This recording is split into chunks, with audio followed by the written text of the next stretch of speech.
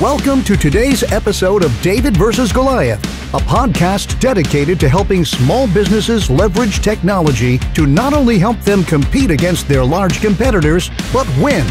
Your host is currently the CEO of Anthem Business Software, a 3-time Inc. 500 recipient, and a serial entrepreneur with a passion to help small businesses everywhere find, serve, and keep more customers profitably. Please join me in welcoming your host, Adam DeGraide. Hey everyone, it's Adam DeGraide with David vs. Goliath podcast. Welcome back to the greatest small business podcast in the world, if I say so myself. As you can tell, we're so excited about part 2 today with Bob Tasca III. Last week, I got a chance to speak with him. It was awesome. We talked for about an hour. You do not want to miss this part. If you haven't seen part 1, make sure you go back and take a look at it. A few housekeeping items before we continue. Make sure to check out davidvsgoliathpodcast.com. That's davidvsgoliathpodcast.com. You can subscribe to the show and apply to be interviewed on the show. This is going to be one of the best business shows ever created. That is my promise to you, my watchers and my listeners. It's going to be great. Also, make sure you watch the video on YouTube. Subscribe there as well. And then any one of your favorite podcasting applications, from Spotify to Apple to Google, you name it, we're probably on it. Anyway, subscribe and listen. Thank you so much. Let's get back to part 2 with Bob Tasca III. And we're back for part 2 with the illustrious, the handsome, the way better in shape person than me, Bob Tasca III. Bob, welcome back to David vs. Goliath podcast. Thank you for joining us again. Oh, great to be on, Adam. Anytime. For those who are watching this one for the first time, stop. You got to go back. You've got to see what he said last week, because it's fantastic. We've already talked about plans with goals. We've already talked about how the Tascas try to find, recruit, and train great people. We talked a little bit about the tools. We talked about CRM. We talked about some marketing. Is there any other tools, Bob, that you want to have that, if you were thinking to yourself, this small business is thinking to themselves, man, I just need to have one critical thing, one tool in their business? Would you say it would be CRM? Would you say it would be email marketing? What would you say to that person who is either A, just starting, they're small, they're growing? What is the one essential tool you couldn't live without?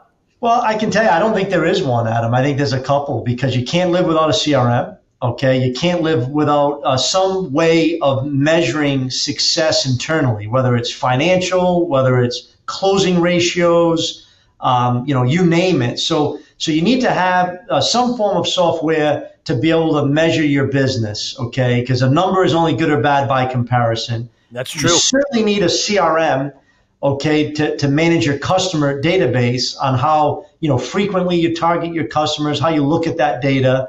And then for us, we, on a marketing standpoint, we have tools that go out and run our Google campaigns and our search engine optimization. And those are critical, to know where your business is placed online, because that's where all the eyeballs are today. So yeah. I couldn't say there's one. I think you need all three. It's interesting that you say that, because when I think about the type of people that listen to David vs. Goliath, you've got aspiring entrepreneurs, you've got small business owners of various sizes, right? You got small business, a sole proprietor, you got someone who's got 50, someone who's got 150 employees. When it comes to marketing and management of your business, you said something very, very important. You have to know what you're measuring and why. Yeah. And you have to have a target that you're going for, and you have to have something to compare yourself to, right? It can't just be some nebulous idea. We talked about this last week, where you can't just say, I think we're doing good. We hope we're doing good. We're not too sure if we're doing good. You have to know we're doing good. And these tools absolutely help small businesses absolutely achieve that. CRM, marketing automation, anything that you can think of to make your life easier, more effective, and efficient, and to give you a window into what's happening on the other side with your customer makes all the difference in the world.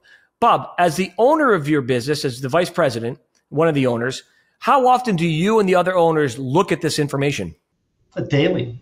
Daily. We're looking at key reports every single day to get forecasts. So, I think you start with a forecast, right? So at the beginning of the year, beginning of the month, we set our forecasts. So what do we want to do this month? And then we track it. And there's reports that go out in our company weekly. So we know it's not like we get to the end of the month and say, oh my God, it was a shitty month. Like, wow, it was a surprise, right? There's no surprises. We know you know it's coming, right? we know 5 or 6 days in that it may not be a good month, okay? And by having that data in that timely of a fashion, you can do something about it. You can do something about it 5, 6, 7, 8, 9, 10, 15 days into the month. You can't do anything about it, 25 days into the month. Yeah. So tracking the data against a forecast is critical, because I've always believed the number is just a number, right? Unless it's compared to something. And the best way to compare it to is a forecast on what you are projecting, goals that you need to hit, whether it's monthly, quarterly, or yearly, and you track it. And then you look at a number, and you either do one or two things when you look at a number. Celebrate it, like, yeah, we're doing good, or two, we got a problem. Otherwise, don't waste your time looking at numbers if you can't look at it in that perspective. You said something really interesting, too, that early on, because if you wait too long to know, too late, you're dead. I have some great friends of mine that have started businesses over the years. Some have grown their businesses to be 15 times more successful than mine, and others are still trying to get off the ground. And if I was going to say what the key difference really is, I think you just nailed it, is they know early that something's not working so they can change it effectively. Yeah. I want to switch gears and go back to the family a little bit for those that maybe are starting on part 2 with your interview. Can you think of a time, one experience or maybe a handful at the dealership when you were watching your grandfather, watching your dad, your uncle's work, where that hit you like a ton of bricks and inspired you? Yeah, I think, my whole life, work ethic. I think just seeing how hard they worked and how much passion they put in. They love what they did, so you never work a day in your life, and that sounds good. But it's work. I mean, you got to go to work, and you love it, you're passionate about it, but you got to go to work. And the work ethic that they put in early on was very inspiring. My grandfather also had a very inspirational way of looking at success, from his perspective. He said his secret to success was simple. He asked the right people the right questions and remembered the answers. And that's such a profound statement, because when I get to speak to high schoolers around the country, I first talk to them about work ethic, which I learned at a very early age from my family. The second thing I look at is I tell people all the time, be responsible with your life. And when I mean your life, not drugs, alcohol. If you haven't figured that out by now, you're already in trouble. I talk about your time. Being responsible with your time is the most precious asset you'll ever spend in your life. And you have a choice. Do you want to hang out with the winners, or do you want to hang out with the losers? See, me, I always want to hang out with the winners. Me too. It's early on, because I figured that if I could hang out with the winners, if I could ask the right people the right questions and remember the answers, I got a really good shot of winning like they're winning, right? When I started my race team, I didn't call up every single person out there that lost and said, hey, what do you think I should do? I went to people like John Force, Don Schumacher, Tony Pedregon, some of the winningest people of all time, because those are the guys that I wanted to learn from. And it's so important. And then back in episode 1, Adam, you and I talked about goals, and goals without a plan is a wish. That's right. And I don't want the wish. My family all along, they had goals, they had plans to achieve those goals, and they worked hard at it. And I tell people sometimes, I say, something, hard work does not always equal success. You're going to work really hard at something and you're going to fail. But the truth is, if you don't keep working hard, you're destined for failure. That's right. The only way that I know to overcome failure and obstacles is to continue to put that work in, to continue to follow your dreams and plans, because the truth be told, plan B in life sucks. I don't like plan B. I want plan A to work, right? I don't wake up every day and say, gee, if plan A doesn't work, I'll just go to plan B. Well, I may have 2 or 3 plan A's, but I'm going to make damn sure one of those plan A's work. And that's been my mindset from early on, and certainly picked up a lot of that from my father and uncles. Yeah. You must. First of all, I'm getting goosebumps. That's how pumped I'm getting from this, man. You're firing me up. And I think it was I forget who said it. I think it was actually Ryan McCackern. He's an insurance agent. He said something really interesting about how his agency was able to win business. He watched, so he had a very similar story. His grandfather started the agency. His dad took over the agency. He had no choice but to take over the agency because he was raised in it. And I said, well, what's the secret to you guys winning accounts even today? And he said something so interesting. He said, you know what? We were there. Yeah. Because you can't win unless you're there. Yeah. And it just hit me, man. It's like, oh, sorry, Marty. I didn't mean to smack the Karate Kid leader, dojo leader, Cobra Kai's leader.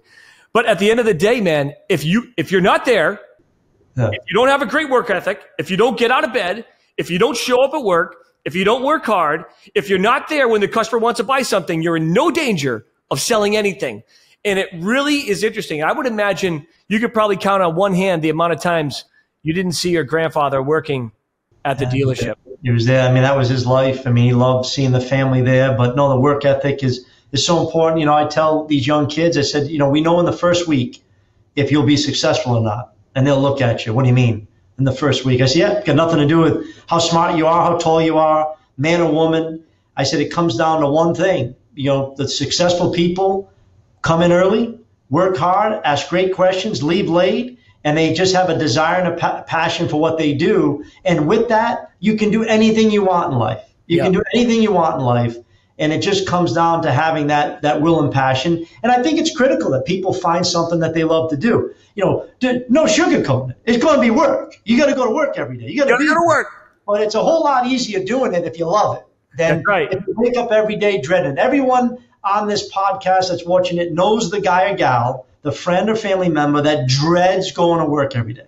Yep. Don't be that person. No, stay away from that person if you can help yourself. Yeah, don't be that person, you know, because it's going to make life, it's going to make success so much harder to get through. You know, find something that you love to do, have a passion for it, and then just go chase it. Go chase it. I love it. Bob, hang on 1 second. We need to take a quick break here on David versus Goliath podcast. I'm your host, Adam DeGraide. Here's a special message from our corporate sponsor, Anthem Software. Stay tuned. Anthem Business Software System is designed to specifically help small businesses just like yours find, serve, and keep more customers profitably. We do this by providing you with the most powerful software, automations, and marketing services to help your business compete and win in this ever-changing digital world. Take a short video tour at anthemsoftware.com.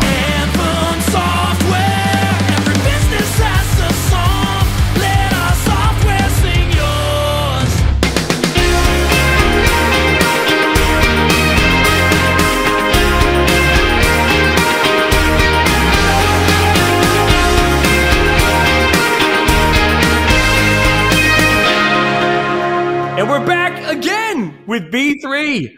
B3, man, I'm telling you, man, if you're a business owner and you're not fired up right now, you should just mail it in.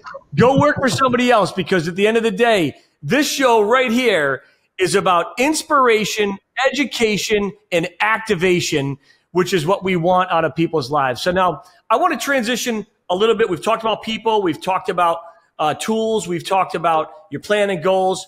Process, okay? I know that Tascas are you mentioned a blueprint.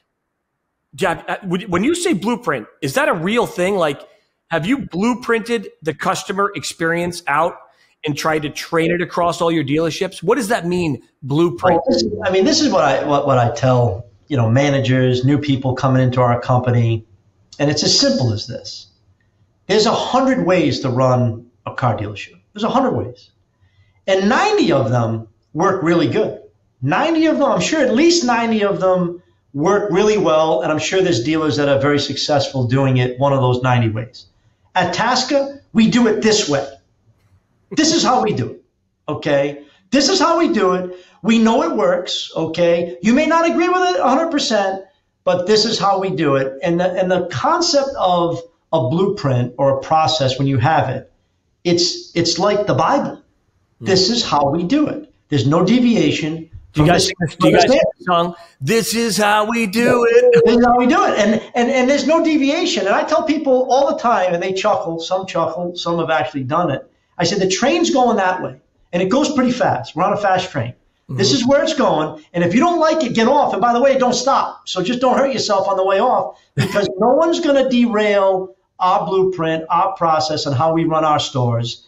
And you're either with us or you're not. And that's just our philosophy. I call it, to some extent, rigid flexibility. We're always open to new ideas or processes, but nothing gets changed until it's discussed, it's reviewed, it's talked about, it's thought about. Because the worst thing that you can do is just to keep changing, and you never really learn if anything worked, right? Yeah, you're dead. So we're very disciplined on that. Yeah, hey man, I got to tell you, I really hope people listening and watching just hear what he said there. You know, they have a formula that works, and it's not like they don't respect other people's formula. No. This is their formula that they've built over the tens of years, decades, really.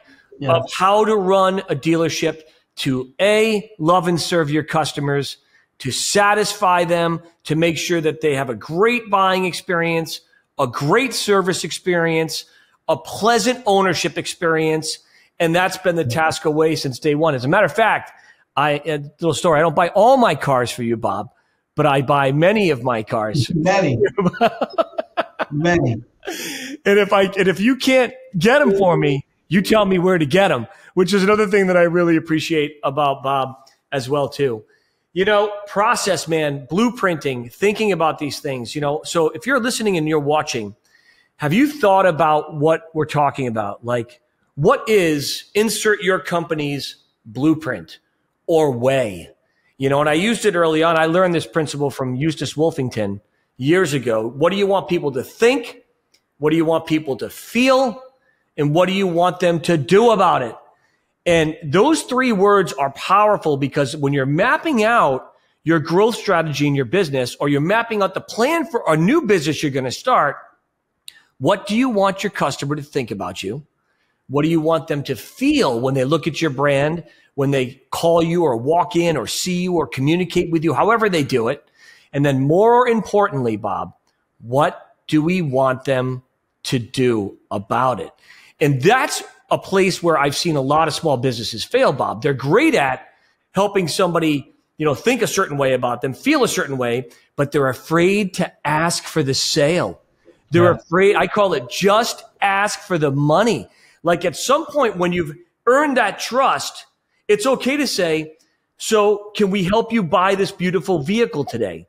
How do you train your staff to not only help have a great experience, but get to the end? And so the customer is not totally uncomfortable, but at the same time, we want to say, hey, we would like to earn your business. You love this car. Let's do it. How do you walk your people through that last part, which is in a lot of cases for small businesses, sometimes the most difficult part? So we break it down to three things: me, the machine, the money.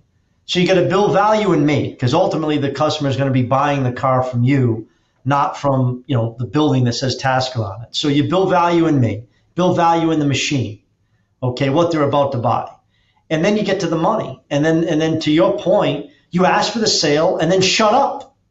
Shut up. Just keep your money. Ask for the sale and shut up, because so many times salesmen, they don't shut up. They just keep talking. They talk the person right out of buying the car. Yeah. I mean, maybe you should think about it. You know, go home and yeah. By the time they get done talking, they say, "Oh, you know, you're probably right. I shouldn't buy right now. I'm going to come back tomorrow." And it's like, wow. It's like, okay, you did the me, you did the machine, you talked to money. Now just be quiet. That's right. Let them decide. And, by the way, and for them to say no, it's totally fine. If the customer says no, but let them make that decision. What's it going to take? You know, on a scale. We always like to kind of frame it this way: on a scale of 1 to 10, how do you rate the car? So if the customer rates a car, hey Bob, let's do it right now. Ready? I like that car. I give it an 8.5. Okay. So just before we go down that road, imagine if Adam said a 3. How many people in their head rate the car a 3 or 4, and then the salesman's trying to sell it? Well, you're not going to sell it if he rates it a 3 or 4. No, rates it an 8. Okay. Now you got a shot. Got a shot. So my next question, Adam, great. What would it take to make it a 10? Obviously, it would have to be a right price, hopefully a good warranty, and a friendly smile. Okay, so Adam, friendly smile, we got covered. Okay, the right price, assuming we can get to the right price and the right warranty, are there anything else that would prevent you from taking this car today, Adam? Anything else that you can think of? I love what you just did there, Bob. Okay. I love what you just did there, because you literally backed this person in a corner gently. If the person says no, Now you say that's Now I know. But if you say, yeah, I got to talk to my wife. I'm not too sure I can afford it. I know I can't go all in because he's not in a position to say yes. But yeah, other than warranty and price and a great smile, okay, I'm ready to take delivery now. Like, I love the color, I love the moonroof, I love everything. So now at that point, we've established, or at this point, you can come back with numbers that you believe are fair pricing. I mean, Adam, I know that you're here because you saw our pricing online. Yep. Clearly, Adam, our pricing was very competitive. And at Tasca, you get all of this, A, B, C, D. We do a sandwich when you come in for an oil change, a car wash, and you build value in all the things that makes your company different. And then say, Adam, the price is $4.99 a month. Okay, and we're able to discount the warranty because I know that was important for you. Can we do business today? And then shut up. Hey, you know what, man? I got to tell you, if business is listening, if you just rewind this section and run your business like this, you're going to sell more stuff. I call it the other than question, Bob. So I train my sales guys. They get to the end of showing whatever product, at the time they're representing. They get to the end and they say, so what do you think? How would you rate it? Scale of 1 to 10. We do the same thing. Yeah. And they say, whatever it is, 8. And then they tell me the two things. Well, then other than a fresh smile, other than a great warranty, other than, is there anything that would stop you? Other than, guys, because you get to the end. Otherwise, you never get to the end. And it just strings along and it wastes everyone's time. That's fantastic, fantastic advice. Well, I want to take another short break, Bob, for another sponsor message. Because when we come back from the break, we're going to talk about the thing I've been dying to talk to you about, is how do you strap yourself into that car that goes 0 to 330 in literally under 4 seconds. That courage it takes to do that. Stay tuned. We'll be right back on David versus Goliath. At King 16, our agency has done some exciting things over the years. We've designed and built amazing experiences for customers and launched several vehicles for Audi and Porsche. We've thrown extravagant parties inside whiskey distilleries and featured amazing products for brands like Ray-Ban and Fossil.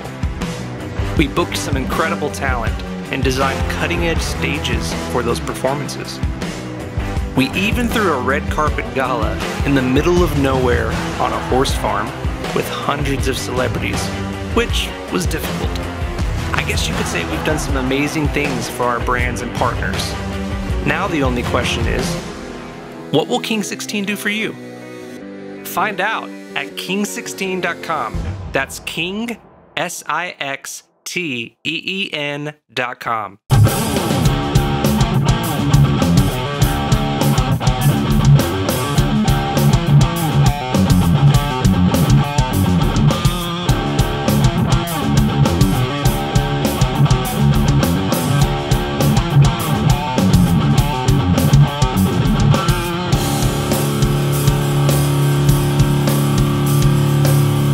And we're back, and the time has come. I've been waiting for 2 weeks to talk to you about this, Bob. One of the fifth smooth stone I tell businesses they have to have is courage. So you think about the story of David and Goliath, Bob, right? I don't even know if you know this or not, but he was offered Saul's armor. So David is going to go fight this giant. Saul, the king at the time, says, hey, you can't go out there dressed like a shepherd boy. Put this armor on, grab the sword. He's like, nah. I don't need that. I'm going to go down by the river. He grabs 5 smooth stones, and that's where I came up with plans, people, tools, process. And the last stone, which is the one I believed slayed Goliath, is a stone called courage. It took a ton of courage for your grandfather to start his business. It took a lot of courage for your dad and uncles and you and your cousins and everyone that continued it on to take over those successful businesses. But it sure of heck takes a lot of courage to get into that NHRA drag race car and fly like the wind. Tell people what that is like the first time. I want you to think back to the first time you got in there. Tell us that story. Yeah, I don't know if the word is courage or crazy, Adam. One of the two, I guess. But no, I think it fuels my passion. I'm a competitive guy, and all I think about, is competing and winning. And, at the highest level in drag racing, which my grandfather did back in the 60s. And, I was fascinated about the stories about what they did. Win on Sunday, sell on Monday was a phrase that my grandfather quoted. And to get the opportunity to actually be able to live my dream and drive a nitro funny car for Ford Motor Company. That's like serious. Like that, you can't just drive down the street and get nitro fuel, can you? No, it's pretty regulated, but it's intense. I tell people it's like pulling the trigger of a gun and riding the bullet. It's a very violent experience of acceleration and deceleration. We'll pull over 6.5 G's of acceleration and over 7 G's when negative 7 G's when the parachutes come out. So it's a 13 plus G swing from hitting the throttle to when the parachutes come out. And it's no mistakes. It's a sport that if you blink, you lose. And I think that's the most. Don't blink. And I was watching a video of yours online on the YouTube where you said that for that 3.5, 4 seconds, you can't breathe. No. Right? The G-forces push so much pressure on your rib cage, right, the lungs, that it literally it compresses your lungs inside your chest. You can feel the air come out of your mouth, and then the chutes come out, and you hit the parachutes. It's like trying to eject you through the windshield, and it compresses your chest. And you get out of the car. I remember I had a friend of mine say, Bob, you look a little ridiculous getting out of the car. I said, what do you mean? You're all out of breath. You're moving around. He goes, you just drove for 3 seconds. Like, how could you possibly be out of breath? And, I started laughing. I said, well, truthfully, your adrenaline's rising. You can't breathe. And, you're accelerated. The acceleration rate in the car, I put it in perspective. I think people can relate to this. 0 to 60 in a Shelby GT500 Mustang, really, really, really fast car, about 3.2 seconds. Yep. 0 to 60 in a nitro funny car, half second, 0.5. Oh my gosh. It's unbelievable. 0 to 100 in 0.8 of a second. And then we'll start to cover a football field every half second. So the acceleration rate on the car is extraordinary. But, for me, I don't know anything else on the planet that really gets my competitive juices flowing more. Oh, I see it. I watch you on TV. I see you do it. Now, I've also know that your mom's a nervous wreck when she watches it. You actually blew up once, and I saw that, and I literally, my heart skipped a beat. I'm like, oh, God, please make sure he's okay. You literally blew up in the car. What did that feel like? I've done that unfortunately a couple times. It's the nature of the beast. It's a 11,000 horsepower engine that's inches away from you. It's in front of you, not behind you. And when things go wrong, it can be catastrophic. I think it goes back to everything that you heard in the last 2 episodes about team and people. And I'm blessed with an unbelievably dedicated group of men that work on this race car. And I get in it, and people say, well, what's going through your mind? I'll never forget, after a big explosion, there was a Ford executive there, and the car came back totally destroyed, and my guys were thrashing. And he looked at me and goes, Baba, what are they doing? I said, well, they're fixing the car. But why are they working so fast? I said, well, because in 35 minutes, I'm going to go do it again. And he went, you're going to do it again? You just blew up. You just set yourself on fire. You're going to get back in that car? And I said, yeah, I'm going to get back in that car hopefully in 32 minutes. And he goes, well, how can you do it? Like, what are you going to think about? And I said, trust me. I said, when you believe in your team, okay, and in this example, you have your life in their hands. That's right. When you truly believe in your team, yeah, the only thing I'm thinking about when I'm sitting in that race car, the only thing is winning. It's winning. It's the only thing I'm thinking about. And that's the level of commitment and focus that you have to go out there and compete in the sport that I love to compete in. But yeah, no, it's been an exciting year. We got a couple wins, 4 final rounds, 2 wins. We're right in the meat of this championship. That's great. As we come into the end of the year. And, people have asked me, the question, what's it like to drive a nitro funny car? For me, it's a privilege. It's a tremendous privilege to be one of the handful of people on the planet that get to do it. And then to represent sponsors like Ford Motor Company and Motorcraft that I've grown up with as a kid It's an unbelievable privilege to be able to do it and represent the Ford fans. They love me when we win. They love me when you lose. They love me when I'm on fire, although they don't get too close when that happens. But it's really cool to be able to do this around the country and, get to meet so many awesome Ford dealers that come out and support me. And, it's a whole lot of fun. And, it's looking forward to closing this year out strong. And, who knows? Maybe we'll get that championship. You never know, man. That's why that you're out there to win, right? I mean, that's kind of why you're there. In closing, Bob, so people listening to this, I mean, first of all, have to be inspired and motivated. I know that I am. So thank you so much for spending so much time with us today on David versus Goliath, because this has just been wonderful. I want you to think of that man or that woman right now has a small business. They're either having success or mild success or maybe even some difficult times. What final advice would you give for them in growing their business? The one little secret or the one nugget that you'd want them to leave from this podcast?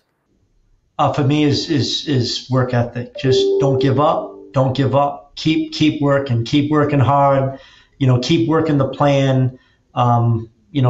Just keep working. Don't give up. I mean, when you give up, it's over, right? And for me, I went a lot of years losing and racing, a lot of years struggling, and you just keep digging. You just keep working. You keep, ask the right people the right questions. This podcast is just a great place to come to listen to successful people and the challenges. I think back to, I think it's something Michael Jordan said on one of the videos. I'm not going to quote him exactly, but he's always been an inspiration of mine.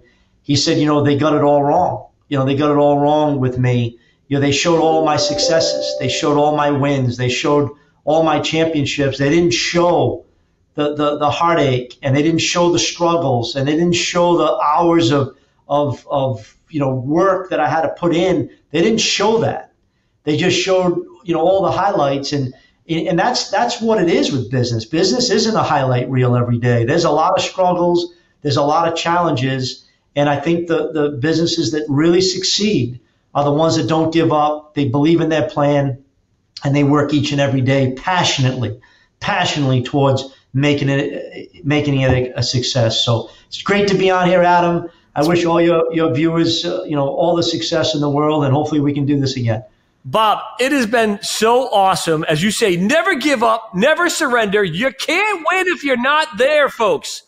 You can't win if you're not there. You can't have a great day if you don't get out of bed, and you can't have a successful company if you're not willing to work for it. Thank you so much for tuning in. I'm your host, Adam DeGraide. Stay tuned next week for another amazing edition of David versus Goliath. Have an awesome day. They pretend to know me. They pretend to